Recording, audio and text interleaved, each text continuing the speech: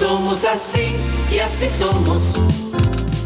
Una historia. El 24 de abril de 1965 parecía un sábado de tantos. A los militares le habían comenzado a distribuir sus cheques de salario.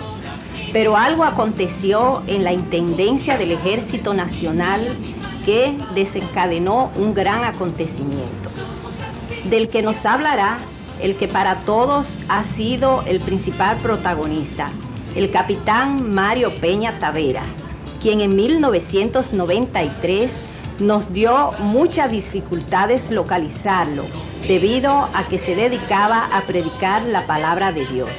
Este es el 5º capítulo, Francis Camaño, su vida, su tiempo y su historia. El capitán Mario Peña Taveras nos sorprendió al presentarse ante nosotros en interés de legarnos su testimonio. Vino en compañía de Claudio Camaño Grullón.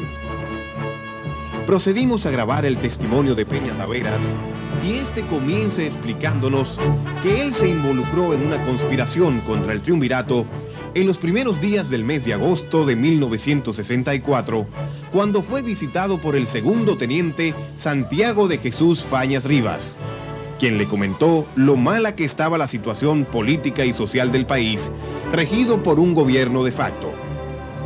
Fañas Rivas le propuso iniciar una conspiración militar y aceptó. Comenzaron a conquistar más personas para su movimiento. Entre los primeros conquistados, cita: esposa Mercedes, el sargento mayor Reiniro Cueva Medrano, mi hermano el sargento de la policía Limardo Peña Taveras y el primer teniente Efraín Sabino. Desde ese momento los compañeros comenzamos nuestra tarea de aunar simpatizantes a nuestra conspiración. Bueno, transcurrieron los meses y teníamos conocimiento de la conspiración que lideraba el coronel Hernando Ramírez, y muchas veces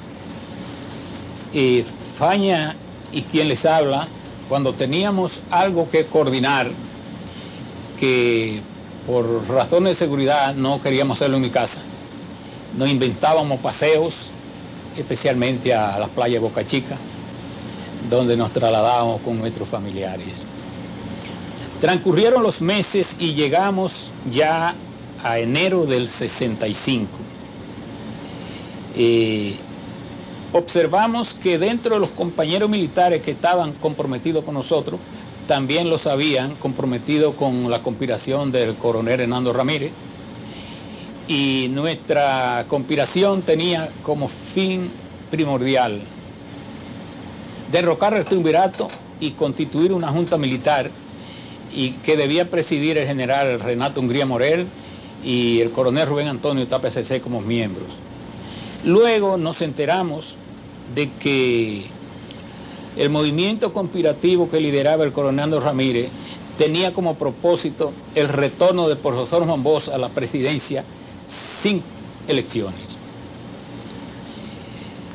Un día de enero se acercaron a mí los compañeros sargento mayor Pedro José La Antigua Bravo y sargento Darío de la Cruz Liriano, y me informaron que el movimiento conspirativo del coronel Hernando Ramírez veía con simpatía que nosotros nos uniéramos a ellos. No sé si esa iniciativa partió de estos compañeros o si fue del coronel Hernando Ramírez, eso no lo sé. Recibimos con agrado la sugerencia de estos compañeros y las estudiamos, las analizamos y vimos que era mucho más real la idea de Hernando Ramírez de regreso de Bosch sin elecciones, porque indudablemente que esto iba a concitar un apoyo masivo en la población, y por eso accedimos a unirnos a ellos, pero no sin antes hacer ver que nosotros nos reservábamos el derecho de conservar nuestra propia autonomía. ¿Por qué? Porque estábamos conscientes de que a nosotros nos iba a corresponder actuar, porque dada nuestra posición en el Estado Mayor del Ejército, sabíamos que las represalias se iban a tomar allí. Bueno, a partir de ahí comenzamos a reunirnos ya unidos. Dice que a partir de este entonces se reunían casi a diario con los grupos de Hernando Ramírez. A finales del mes de febrero, surgió el problema de que el coronel Giovanni Manuel Gutiérrez Ramírez estaba empecinado en que en lugar de reponer a Bosch en la presidencia, la conspiración creara una junta militar. Dice que él, Peña Taveras, propuso que fusilaran a Gutiérrez Ramírez, cosa que se aprobó, y junto con sus compañeros fue a visitar a Gutiérrez Ramírez para anunciarle que de no aceptar los postulados de la conspiración, tendría que atenerse a las consecuencias. Pero este no estaba en su casa y unos días después hizo saber que se quedaría en el movimiento para reponer a Bosch en la presidencia. Peña Taveras señala que en las últimas semanas de marzo y las primeras de abril del 65 se reunían todas las noches en su casa para coordinar la fecha, hora y lugar en que debían iniciarse los acontecimientos. Pero ¿qué pasa? Nunca llegábamos a un acuerdo porque las vacilaciones y la falta de decisión del coronel Ramírez como jefe del movimiento se hacían siempre evidentes. Ya ha entrado la segunda semana de abril, si mal no recuerdo, celebramos una reunión también en mi casa, con la misma finalidad. En esa reunión comenzamos a discutir lo relativo al lugar y la hora, porque ya se hablaba de una fecha posible el 26 de abril, el lunes 26 de abril. Pero nunca salíamos de eso. Entonces yo le dije, señores, permítanme la palabra, que tengo una idea, que después que ustedes la escuchen, tal vez contribuya a que esta sea la última reunión que celebremos para discutir este asunto. Entonces todo el mundo se interesó. Entonces yo le dije, señores, en vista de que no hemos llegado a un acuerdo en las tantas reuniones que hemos celebrado, me permito sugerir que no nos reunamos más para discutir este asunto y que dejemos el lugar, la hora y la fecha de iniciar los acontecimientos en el momento en que se comiencen a tomar represalias contra los comprometidos por parte del gobierno. Bueno, inmediatamente todo el mundo estuvo de acuerdo. Entonces, perdonen, yo quiero aclarar que para mí represalia son un traslado, una cancelación, un arresto o una agresión física. Y para mí son compañeros comprometidos el soldado raso, el cabo, el sargento, el teniente, el capitán y el coronel. Porque aquí todos estamos luchando por las mismas causas, todos estamos arriesgando la vida y creo que aquí no hay diferencia de personas. Bueno, acordamos eso. O sea, acordamos eso y ya acordamos no reunirnos más. Después de esa última reunión, yo me reunía con los compañeros del Estado Mayor para aclarar ciertos detalles, porque ya en cuanto a la fecha, la hora y el lugar, eso lo habíamos decidido, y iba a ser el momento de la represalia. Así llegamos al 23 de abril de 1965. La noche del 23 de abril pareciera una noche cualquiera, igual a cualquier noche de abril, pero no, históricamente tiene una gran trascendencia. Esa noche, a las 8 de la noche, llegó al Estado Mayor el general Marco Aníbal Rivera Cuesta y partir de ese momento comenzaron a llegar oficiales superiores de las distintas ramas de las Fuerzas Armadas. Estuvieron reunidos allí hasta las 12 de la noche. Cuando se retiraba el general Rivera Cuesta, llamó al teniente Marino Jesús Paulino Marte, oficial de servicio, y quien además era de los comprometidos de la Jefatura de Estado Mayor, y le ordenó citar para las 8 del día siguiente, es decir, el 24, a los tenientes coroneles Giovanni Manuel Gutiérrez Ramírez, Pedro Augusto Álvaro Holguín, los mayores, doctor en Derecho Juan María Lora Fernández, y el mayor Eladio Ramírez Sánchez, y el capitán José Aníbal Novoa Garne, oficiales que pertenecían al campamento militar 16 de agosto, cuyo jefe era el coronel Nando Ramírez, y en el cual se encontraban las tropas, las fuerzas militares que iban a apoyar la revolución. A las 7 de la mañana, cuando llegué a mi oficina del Estado Mayor,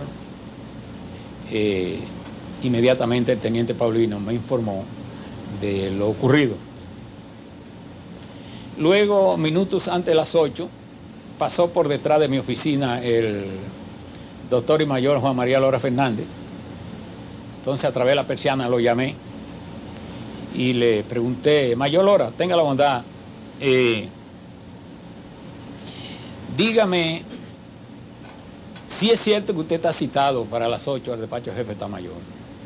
Y me dijo: Peña, es cierto, y además están citados los tenientes coroneles Giovanni Manuel Gutiérrez Ramírez, Pedro Augusto Álvaro Holguín, el mayor Eladio Ramírez Sánchez y el capitán José Aníbal Novoa Garne. Entonces yo le dije: bien, mayor, entonces yo quiero que usted tenga la bondad de, hasta donde le sea posible, mantenerme informado acerca de lo que ocurre ahí en el despacho del jefe de Estado Mayor. Él me dijo: está bien, Peña. Resulta que ese día el general Rivera Cuesta no concurrió a sus oficinas a las 8 de la mañana como de costumbre, sino a las 11 de la mañana. Tengo la presunción de que el hecho de no ocurrir como de costumbre a su oficina se debió a que fue a recibir instrucciones del presidente del triunvirato. Naturalmente, es una presunción de mi parte, no tengo ningún hecho que me lo confirme. Tan pronto llegó el jefe de Estado Mayor a su oficina a las 11, mandó a pasar a los oficiales citados y ordenó desarmarlos y arrestarlos.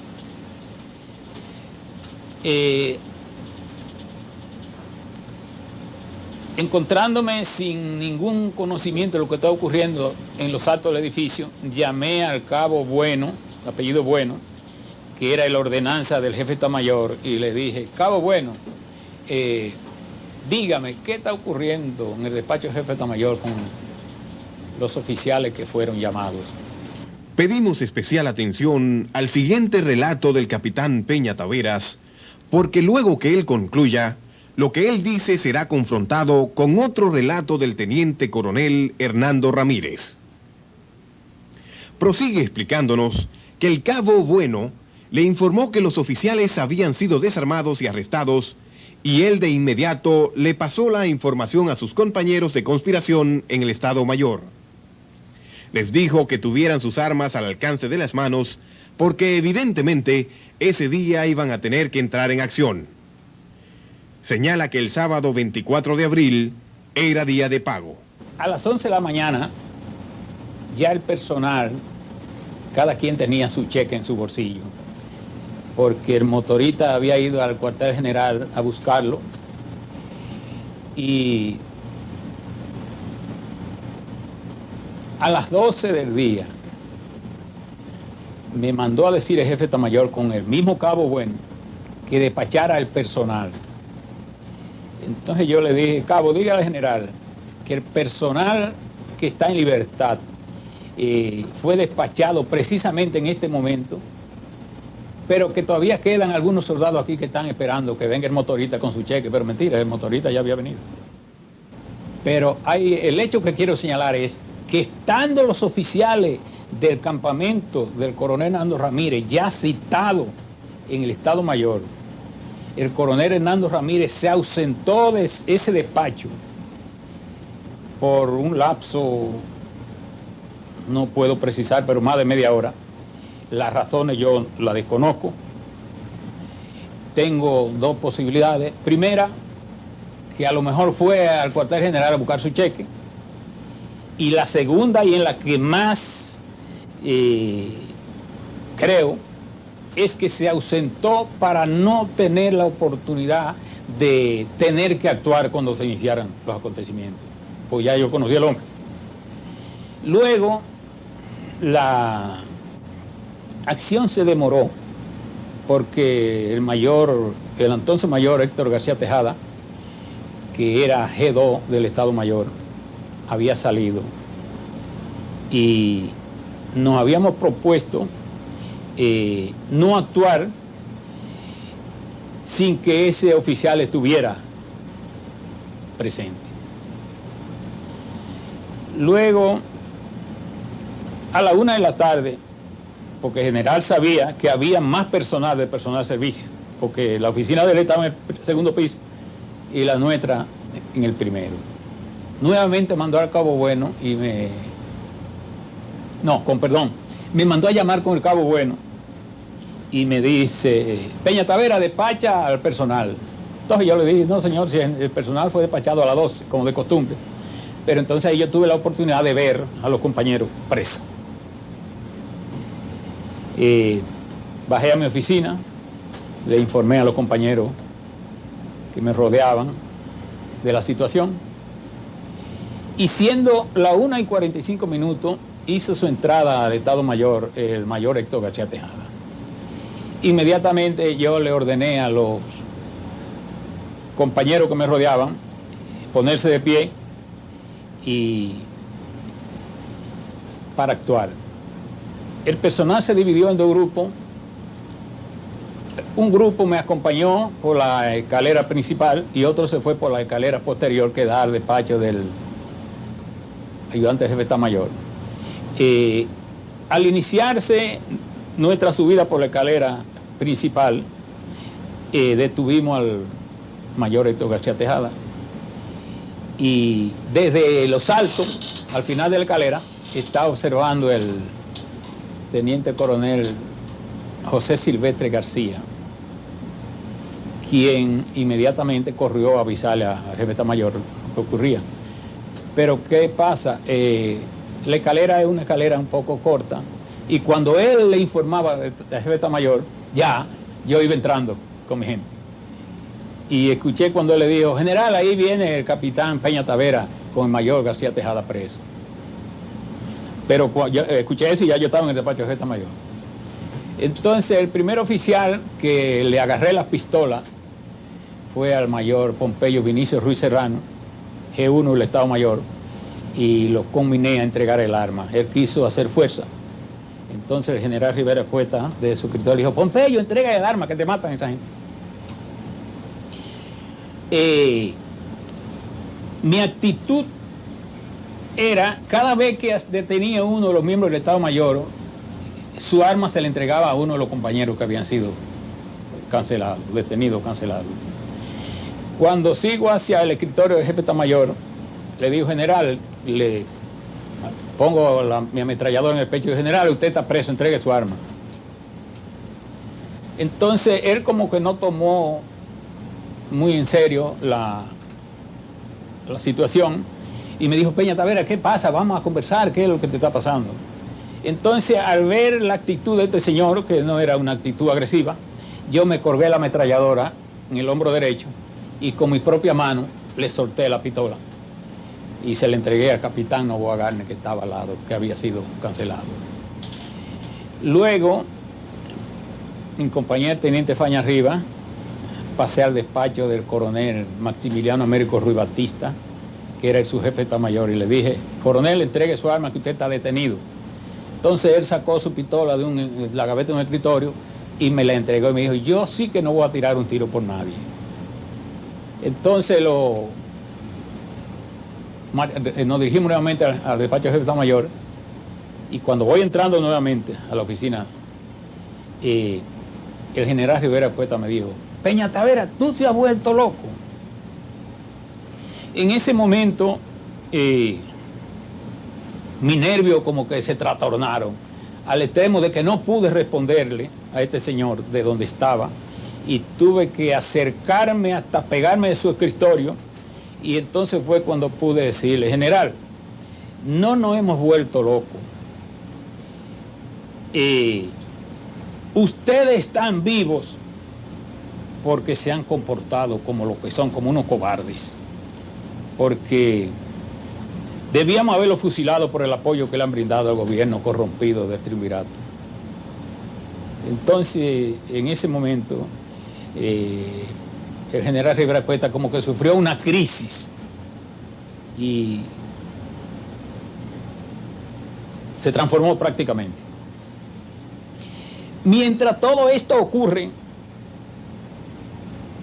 el coronel Hernando Ramírez está observando en la posición que en términos militares se le llama parada de descanso, es decir, separar las piernas una de otra y cruzar los brazos detrás al nivel de la cintura y permanecer en una posición inmóvil. Esa fue su actitud. Creo que más sorprendido que el mismo general Rivera Cuesta. Luego, los compañeros que subieron por la escalera posterior procedieron a detener al coronel Humberto Trifilo Esteves, que era el ayudante jefe de Estado Mayor. Y en esa detención participó de una manera muy tímida el coronel Hernando Ramírez. Luego comenzaron a llegar oficiales al Estado Mayor. Muchos oficiales se acostumbraban, no se acostumbra todavía, oficiales que no tenían mando o los que tenían mando cerca, a la hora de terminar las labores, y se iban allá donde el jefe está mayor, regularmente. Allí fue el teniente coronel Rafael Antonio Jorge Polanco, Miguel Vera Toribio, el teniente coronel Salvador Ernesto Carramán Mejía y el teniente coronel Salvador Acoco Recio. Esa gente tan pronto llegaron también fueron detenidos. También fueron detenidos el primer teniente Manuel Cruz Sánchez, que trabajaba en la jefatura de Estado Mayor, pero no estaba entre los comprometidos. Y el primer teniente Félix Merea Cota Infante, que en ese momento llegó a la jefatura. Después de concluida esta acción, el coronel Hernando Ramírez me preguntó, Peña Taveras, ¿qué vamos a hacer con estos presos? Yo le dije, coronel, lléveselo a su campamento. Entonces me dijo, ¿tú has pensado en la posibilidad de que la Fuerza Aérea bombardee mi campamento para rescatar a estos presos? Y yo le dije, sí, señor coronel, lo he pensado. Pero en caso de que eso ocurra, ordene que sean fusilados. Bueno, se fue Hernando Ramírez con los presos. Y entonces tomé el teléfono y llamé a Tribuna Democrática, a Radio Comercial, a José Francisco Peña Gómez. Y le dije, doctor Peña Gómez, los miembros del Estado Mayor están presos. Es decir, que se ha iniciado la revolución que tanto ha esperado a nuestro pueblo. Entonces Peña Gómez se alarmó y me dijo, Peña Tavera, yo no creo eso. Ustedes los militares me han engañado muchas veces. No han engañado muchas veces. Póngame otro oficial ahí que me confirme. Entonces yo llamé al teniente Salomón Bastardo Díaz, que era el oficial de servicio ese día en la jefatura de Estado Mayor y que no estaba comprometido en la conspiración. Y le dije, teniente Díaz, repítale al doctor Peña Gómez lo que usted acaba de ver que ha ocurrido. Entonces el teniente Bastardo Díaz le dijo a Peña Gómez, sí, Peña Gómez es exactamente tal como le ha dicho el capitán Peña Tavera. Entonces fue cuando el doctor Peña Gómez hizo el llamado a través de la radio al pueblo. a partir de ese momento comencé yo, mi actitud fue comunicarme con los diversos comandos del ejército en el interior del país. Y todos, con excepción del coronel Juan Esteban Pérez Guillén, que estaba en San Juan de la Maguana, como comandante de la 3ª Brigada, estuvieron de acuerdo. Recuerdo que el coronel Pérez Guillén me dijo: Peña Tavera, yo no puedo estar de acuerdo con eso, porque yo soy un hombre muy serio, creo que eso es una charlatanería. Entonces el capitán Manuel Lachapelle Suero era el oficial comandante de San Juan, que también estaba en la conspiración. Entonces yo llamé al capitán y vino al teléfono. Y dije: capitán, ¿usted escuchó lo que dijo el coronel Pérez Guillén? Me dijo: sí, lo escuché. Dijo: pues actúe con responsabilidad, que usted está tan comprometido como nosotros. Bueno, el hombre no hizo nada. Entonces, a partir de ese momento, comenzaron a llamarme del Palacio Nacional. El primero que me llamó fue el coronel Jacinto Martínez Arana, que era ayudante del secretario de la Fuerza Armada, que precisamente era Rick Cabral. Entonces, el coronel Martínez Arana me dice: Peña Tavera, te habla el coronel Martínez Arana. ¿Tú sabes en el lío que tú te has metido? Entonces yo le dije: coronel, para utilizar su misma palabra, le voy a decir que si no supiera en el lío que me he metido, no me hubiera metido. Entonces me dijo: ven por aquí, por el palacio, que el presidente quiere hablar contigo. Le dije: coronel, dígale al presidente que yo no quiero hablar con él, no me interesa, pero que si él quiere hablar conmigo, que venga al Estado Mayor. Entonces cerré el teléfono y eso fue en la parte alta. Bajé a la parte baja, donde ya se habían reunido otros compañeros comprometidos de campamento cerca. Y le dije: hermanos, tengo una orden precisa que transmitirle. Es posible que venga a visitarnos el doctor Don Henrique Cabral, presidente del Triunvirato. La orden que quiero transmitirle es la siguiente: en caso de que venga el presidente Don Henrique Cabral, tan pronto se presente, ustedes le abren fuego con todas las armas que tengan a él y a sus acompañantes. Nota al margen. La versión del capitán Mario Peña Taveras contradice la que recogimos del teniente coronel Hernando Ramírez, quien se atribuye haber sido quien apresó al jefe de Estado Mayor del Ejército. Textualmente, Hernando Ramírez dice: y fue así, como el día 24 de abril, que en vez del día 26, que iba a ser en la mañana, 5 de la mañana, como dije anteriormente, se adelantó al 24 de abril, porque siendo yo G3 del Ejército, estando en mi despacho, en la Jefatura de Estado Mayor, el capitán Peña Taveras, que era jefe de los escribientes, que estaba en la conspiración, que estaba conmigo, subió a mi oficina y me dijo: coronel, hay 5 oficiales, 3 o 4 oficiales que están están desarmados y los van a cancelar, son de los de nosotros. ¿Qué usted cree que debemos hacer? Inmediatamente le dije: vamos a actuar en consecuencia, y vamos a apresar al Estado Mayor y dé las órdenes pertinentes para que comience el movimiento del apresamiento de la oficialidad. Yo fui a la oficina del jefe de Estado Mayor, lo hice preso, el capitán Peña Taveras con otros oficiales, de los mismos que estaban inclusive presos y alistados, hicieron preso al Estado Mayor, lógicamente no a mí, que yo era del Estado Mayor, porque yo era el jefe de la conspiración y era el que estaba mandando y organizando todo. Si no es por mí, modestia aparte, el movimiento no se da, eso escríbalo. Si no es por mí, el movimiento no se da. Eso sí lo digo, modestia aparte, porque se ha especulado mucho con esa situación y las cosas deben quedar bien claras. Si yo no estoy ahí en la Jefatura de Estado Mayor, no siguen a Peña Taveras ni a ningún otro oficial, me siguieron a mí y siguieron mis instrucciones, aunque ahora él y otros digan: ah, no, que sí, que fue él, que él no consultó con nadie. Él se quiere llevar toda la gloria que él tiene, pero no quitándome la mía, porque si yo no estoy ahí y no hago preso al jefe de Estado Mayor, es más, al coronel Maximiliano Ruiz Batista lo hizo preso uno de los oficiales que estaba preso, que fue el mayor Ramírez Sánchez. Eladio Ramírez Sánchez fue quien hizo preso a Maximiliano Ruiz Batista y me lo llevó a la jefatura de Estado Mayor, ahí mismo, porque todo estaba ahí en el edificio.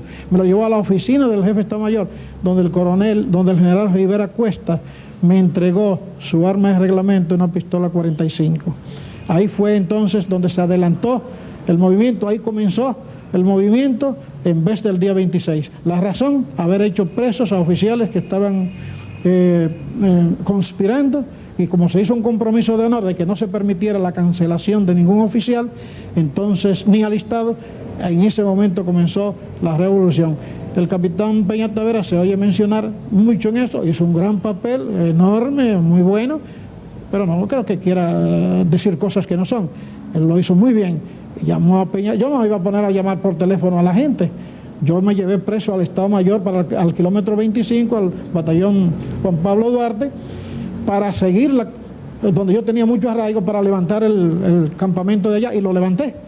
Mientras él se quedó llamando a las oficinas de los coroneles y de los jefes en los diferentes lugares del país y de aquí de la ciudad, llamó al doctor Peña Gómez para que él supiera que ya el movimiento había comenzado. Pero no fue aquel, porque el coronel Peña Taveras, el capitán Peña Taveras hizo eso. No, lo hicimos todo, pero yo era el jefe. Y si yo no estoy ahí, el movimiento no comienza. No da 3 pasos. Sinceramente, eso se hubiera desbaratado. Y ahí sí me quito todo lo modesto que yo he sido, porque no se puede seguir engañando más a la gente con los hechos como fueron. El valor y la decisión de cada uno debe respetarse. No se le debe robar a nadie lo que no hizo. Como puede constatar el televidente, entre Peña Taveras y Hernando Ramírez existen divergencias en cuanto a cuál de los dos jugó el papel protagónico en los hechos que originaron la revolución constitucionalista. Pero las cosas no se quedan ahí. Hasta el momento en que Peña Taveras vino a conversar con nosotros, todos los testimonios que habíamos grabado presentan a Hernando Ramírez como el abanderado de la reposición de Juan Bosch en la presidencia sin convocar nuevas elecciones. Sin embargo, Peña Taveras nos dice que el día 25 de abril, como a las 10 de la mañana, fue mandado a buscar al Estado Mayor por Hernando Ramírez, quien lo estaba esperando debajo de unas matas de coco, lejos de las oficinas del campamento del kilómetro 6. Y en el encuentro entre ambos, Hernando le dijo: Peña Taveras, te he mandado a llamar para decirte, señalando la oficina del comandante del campamento, que ahí, en la oficina del comandante del campamento, está el coronel Emilio Ludovino Fernández, el contraalmirante Julio Alberto Ruiz Santa María, el general Atila Luna Pérez y otros oficiales que han organizado una junta militar. Y solamente falta tú por aceptarla. Lo que indica que él la había aceptado. Entonces yo le dije: coronel, a mí me extraña que usted me hable a mí de junta militar, cuando usted sabe que nosotros no le hemos prometido junta militar al pueblo mexicano. Yo no estoy de acuerdo con eso. Entonces me dijo: bueno, si tú no estás de acuerdo, está bien. Aunque en nuestra serie solemos resolver las divergencias conversando en privado con los involucrados, en este caso fue totalmente imposible. De ahí que fuimos a conversar directamente con el general Rivera Cuesta, quien, negado a que su imagen saliera en la televisión, se limitó a afirmar que los hechos fueron como lo contó el capitán Peña Taveras. Esto Hernando Ramírez lo justificó alegando que muchos altos oficiales le guardan resentimiento por haber sido el que encabezó la conspiración militar constitucionalista. Somos así. Lo que usted debe recordar en Nota al Margen. Como es sabido, el doctor José Francisco Peña Gómez fue el elegido para comunicarle al pueblo el estallido de la revolución. Veremos cómo los militares de la Intendencia se comunican con él. Y en el tercer segmento tendremos al comandante Montes Sarache y los hombres ranas, que jugaron un papel preponderante en la guerra. Es de recordar que tras el apresamiento del Estado Mayor del Ejército, el capitán Mario Peña Taveras llamó por teléfono al doctor José Francisco Peña Gómez para anunciarle que había empezado la revolución. Peña Gómez nos refirió que al capitán Peña Taveras lo conocía de nombre como comprometido con el movimiento constitucionalista, pero no se habían visto personalmente porque él, Peña Gómez, no pudo asistir a una reunión donde ambos iban a ser presentados. Más tarde, Peña Gómez sí se entrevistó con el segundo de Peña Taveras, al que identifica como teniente Fañas Rivas. Pero antes de entrar en los detalles de la conversación telefónica entre Peña Taveras y Peña Gómez, escuchemos al entonces sargento traductor del Estado Mayor, Polonio Pierret, quien relata que poco después de las 10 de la mañana del 24 de abril, se encontraba en el laboratorio de idiomas del campamento 27 de febrero de Villa Duarte. Pedro José la Antigua Bravo, que era entre los sargentos el que encabezaba el grupo, y Fañas Rivas, me llamaron por teléfono y me dijeron: Polonio, va a comenzar el asunto. Fue la clave. Busqué un carro público y partí para la jefatura del kilómetro 6,5. Y allí, cuando llegué, pues me uní al grupo de los talentos. Ahí estaba el coronel Hernando Ramírez, el capitán Mario Peña Taveras, que era el que dirigía el grupo al cual nosotros pertenecíamos, y entonces había Álvarez Hoguín, el coronel, estaba ya detenido, Novoa Garnes, el mayor, y otros que no recuerdo en este preciso momento. Y cuando nos dimos cuenta de que la situación era tan terrible y que ya el movimiento iba a ser descubierto, un sargento de los que estaba en el grupo, llamado Bueno y Bueno, noté que él trató como de traicionar bajar para ir a descubrir el movimiento. Entonces lo llamé, hice una parte con él y le dije: ¿qué tú piensas hacer? Y él me dijo que ya no tenía valor para participar. Entonces yo lo hice preso. Al hacerlo preso lo metimos en un sótano de la jefatura, y el capitán Mario Peña Taveras, un hombre de mucho valor, con decisión, momento decidido, momento de expectación, cuando se dio cuenta de la situación, que no podíamos hacer otra cosa ni retroceder, porque si lo hacíamos, entonces los que estaban ya detenidos iban a ser fusilados o bien sea torturados para que descubrieran el movimiento, y nosotros íbamos a tener también que pagar la consecuencia. Ahí fue entonces cuando el capitán Mario Peña Taveras, con ese valor espartano, un hombre con una sangre fría, pero con decisión, nos invitó a que subiéramos arriba. Y allí estaban el jefe de Estado Mayor, Rivera Cuesta, quien en realidad ya para esos días me había recomendado mi ascenso a oficial, pero se sorprendió grandemente cuando me vio en el grupo. Me dijo: pero Polonio, ya tú eres oficial. Entonces yo le contesté: general, el caso no es que yo sea oficial, el caso es que ustedes son los culpables de la situación de este país, y esto tiene que terminar. Una vez apresado el Estado Mayor y tomadas las medidas del lugar para avisar a la población y al doctor Molina Ureña y al doctor Peña Gómez de que el movimiento había comenzado, yo me llevé a los oficiales presos del Estado Mayor y a los oficiales que estaban presos, que habían sido hechos presos por la gente del Estado Mayor, comprende el término, los que habían sido presos por el general Rivera Cuesta y su gente. Yo me los llevé junto con el general Rivera Cuesta y la gente del general Rivera Cuesta del Estado Mayor, presos todos para allá. Naturalmente, sueltos estaban los compañeros de nosotros. Nos los llevamos para el kilómetro 25 y allá yo me subí en un camión, arengué las tropas, dije lo que había sucedido, el motivo de la revolución, que los soldados iban a comenzar a comer bien si nosotros triunfábamos, que no se le iba a robar su dinero, que iban a comer como Dios manda, a tener el ascenso cuando le correspondiera, que iban a ser correspondidos de acuerdo al esfuerzo que hiciera cada quien, y que íbamos a derrocar una dictadura que estaba en ciernes, que era la del doctor Don Henry Cabral. Y los soldados, todos, juntos con oficiales, todo el campamento respondió a la arenga que yo pronuncié. Fue así como cada uno de ellos tomó posición en los lugares correspondientes para defendernos del posible ataque de la Fuerza Aérea Dominicana y de cualquier fuerza de infantería, artillería o blindados que quisiera burlar nuestras defensas. Fue así como entonces nosotros nos posicionamos y organizamos la defensa de ese campamento, tomando las medidas que el caso mandaba. Nota al margen.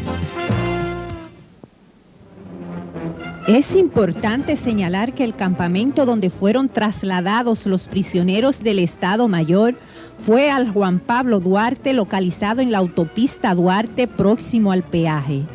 Mientras el coronel Hernando Ramírez quedó responsable de la custodia, el capitán Peña Taveras y los sargentos sublevados permanecieron en la jefatura del ejército, que entonces se situaba donde está ahora el Campus 2 de la Universidad Nacional Pedro Enríquez Ureña, desde donde se localizó por teléfono al doctor José Francisco Peña Gómez. Lo que usted debe recordar en Nota al margen. Una importante conquista de Francis Camaño para la causa de los constitucionalistas fue sin lugar a dudas el coronel Manuel Ramón Montes Arache, en la época comandante de un cuerpo especial de la Marina de Guerra llamado Hombres Ranas. Conquistar a Montes Arache fue fácil, a pesar de que este no era precisamente un simpatizante del profesor Juan Bosch, a quien conoció cuando era presidente. Había salido de nuestro país a raíz de un accidente que sufrió el 15 de mayo de 1961, es decir, 2 semanas antes del ajusticiamiento de Trujillo. No estuvo aquí durante todo el proceso político posterior a la muerte del dictador. Pasa que salgo del país, estoy en Barcelona y de Barcelona me paso 1 año, 7 meses, 8 meses, no sé, no recuerdo bien. Y de ahí soy trasladado al Hospital Naval de Bethesda en Washington, a donde paso 1 año y 8 meses más. Ya estamos 1 año y algo, estamos en 61, 62 y llego al país precisamente por licencia médica, siendo Juan Bosch presidente. También lo recuerdo que en la base naval le habían preparado o me llaman Julio Alberto Ruiz Santa María desde compadre, éramos además compadres. Ayúdeme porque el presidente va a la caldera y yo quiero que con la escuela usted me prepare una maniobra. Digo, ¿qué maniobra? Cualquiera de esos tácticos supuestos que ustedes hacen con explosivos. Digo, bien, yo ando en licencia médica, pero lo ayudo. Te digo una cosa, Cornelia. A don Juan lo conocí en el 65, después de la renuencia de él de venir al país en los primeros días. Esa es la verdad, como yo lo recuerdo, tal y cual es. Soberbio, engreído, ahí tengo unas cuantas fotos de él que cuando lo traté personalmente no he podido nunca borrar la impresión que he tenido de él, de esa soberbia que lo ha acompañado toda la vida, ¿eh? Esa manera de ser de él, como yo tengo la mía, como todo el mundo tiene la de él. Pero me causó una sorprendente, algo que pasó, que cuando se hace el supuesto táctico que le hace la escuela de comando, una voladura de algo, casi al lado y en presencia de oficiales, le trajeron un refrigerio, algo. Él se antojó de algo, que era un coco de agua, hubo que irle a buscar un coco de le asistí a ese derecho, no como presidente de la República, como hombre común. Y delante del grupo de oficiales le pregunta a uno de ellos, ¿qué le pareció la maniobra? Estos guardias creen que van a convencer a uno con sus disparates de siempre, eso lo oí yo. Lo conservé toda mi vida, así. Bien. Tiempo pasó, vino la revolución, se produce el golpe de Estado de Juan Bosch estando yo en el país. Y soy el primero que increpo a Julio Alberto Ruiz Santa María, que es jefe de Estado Mayor de la Marina, y le echo en cara el por qué él participó en esa acción.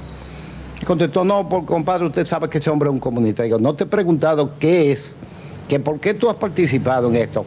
Porque el primer presidente que se da al pueblo el derecho que le corresponde elegir un hombre, y ustedes meten la pata, ustedes los guardias, lo van a lamentar toda la vida. Yo creo que fue profético lo que le dije, Cornelia. Mira de allá para acá todo lo que ha pasado, Bien.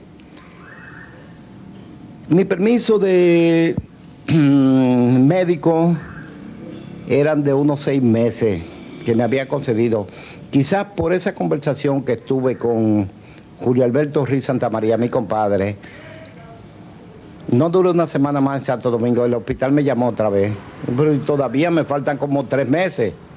No, al hospital. Estuve en el hospital entre una y otra cosa y regresé exactamente al país el 14 de abril del 1965. Con los compañeros que primero me junto, los clásicos amigos, y estando en la jefatura de Estado Mayor, donde he sido designado oficial jefe del Departamento de Artillería y Defensa de Costa. Primero que se acerca a mí es Giovanni Gutiérrez, un compañero de promoción en la Academia Naval. Dice, óyeme, yo vengo de parte de Francis, me estoy poniendo la corbata y digo, óyeme, si me vienen a hablar de política, no, él como que se sintió porque la habitación mía estaba en la jefatura de Estado Mayor, se quedó callado y se fue. Al otro día vino Francis.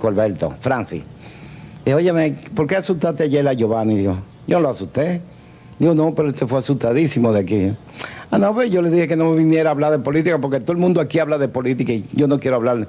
Dije, no, mira, Monte, está pasando esto y esto es cuando él me pone en auto de lo que se estaba preparando. Que dicho sea de paso, él tenía conocimiento, el Hernández Ramírez y un grupo de oficiales, Rafael Tomás Domínguez, porque lo sabían ellos y alguien más que era la nación entera. Por eso lo sabía todo el mundo. Digo, bueno, Francis, ¿y qué tú pretendes? ¿Qué pretenden ustedes en el grupo de ustedes, de las militares que se llegue? Francisco Alberto me dijo una cosa, que cese la politiquería en las Fuerzas Armadas y la corrupción. Digo, cuenta conmigo. Todos sabemos que este cuenta conmigo fue muy importante para la Revolución del 65, porque el grupo comando que dirigía Montes Arache jugó un papel de primer orden en la contienda bélica.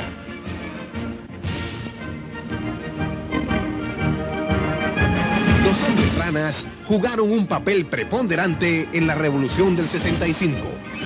El grupo había sido formado en 1957 o 1958 por Rafael Leonidas Trujillo Molina a raíz de sus conflictos con el presidente venezolano Rómulo Betancourt.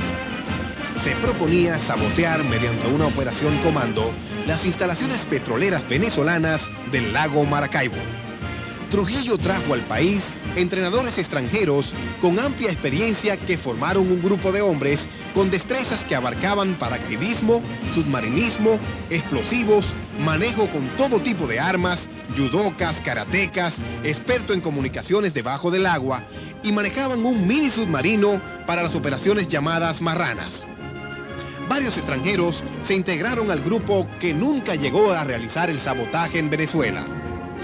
Para 1965 había 36 hombres ranas graduados y en la escuela existían unos 100 y pico en formación. Según nos explicó el comandante Montes Arache, para llegar a ese número de hombres ranas se habían evaluado más de 5.000 hombres de las Fuerzas Armadas, entre los que seleccionaban a los de mayor coeficiente de inteligencia. El ingreso a la escuela de hombres ranas era voluntario y muchos la abandonaban ante la rigurosidad del entrenamiento. Entre los extranjeros del cuerpo de hombres ranas, Montes Arache nos cita al italiano Ilio Capocci y al francés Andrés de la Riviere. Ilio Capocci, y no se le ha dado el puesto que a Ilio como...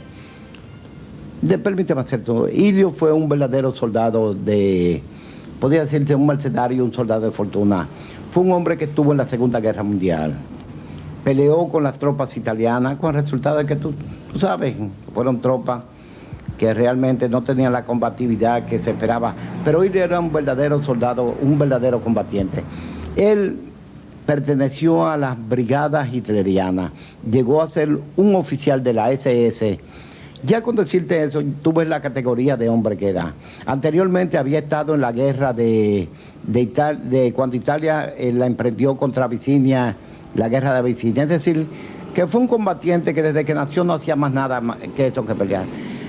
Aclaro una cosa, que cuando ellos estaban aquí mediante un contrato de trabajo, estaban, como ya había dicho antes, Vittorio Tedesco, que había sido comandante de los marranos, que se metieron en Gibraltar, Vittorio Tedesco, Ilio Volpi, no Helio era otro, Ilio Volpi, ese era el campeón entrenador de judo y karate, Benito Pambianchi, Alberto Corteleza, y otro que quizás, Enzo Lobato, que fue hecho prisionero después.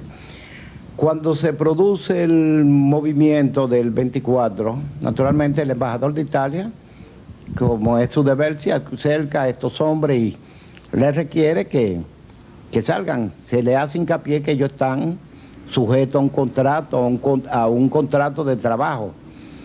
Pero como hay una situación anormal, todos los otros se acogen a la disposición de su embajador. No, ustedes son extranjeros, pueden irse.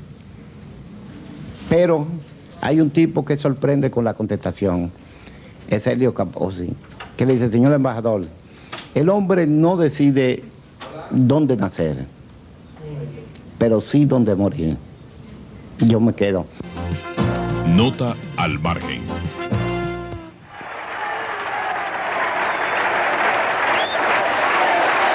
A continuación comenzaremos a conocer uno de los episodios más sangrientos de la historia dominicana en el siglo XX. Del repaso quizás reconfirmemos la necesidad de preservar el orden constitucional para evitar una situación de conspiración generalizada y que contemos con mecanismos legales idóneos para resolver nuestras crisis políticas sin tener que apelar a medios violentos.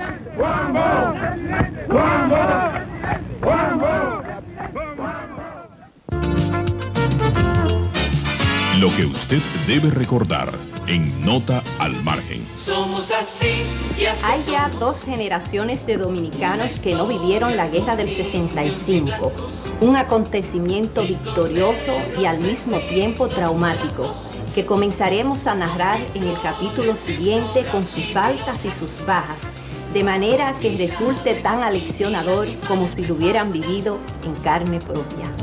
Somos así y así somos.